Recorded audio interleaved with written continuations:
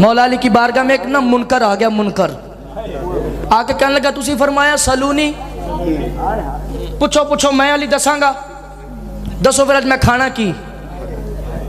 मौला फरमाया बाज आ जा, मेरा ना अली है। उनका ना ना दसो मैं खाना की। मौला फरमाया दूध चावल। उनका ना मैं खाना ही नहीं, गल झूठी हो जानी नाउज बिल्ला। घर आया अपने घर वाले कहता की पक्या, उनका दूध चावल।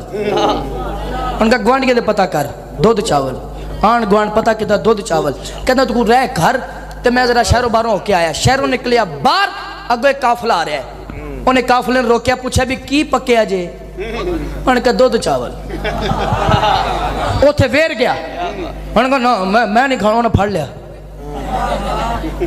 दूध चावल अंदर खा खू के। जो शहर वापस आए ना, अगो मौला अली मिल गए ते सिर झुका के पता की कहंदा है, अली अली अली अली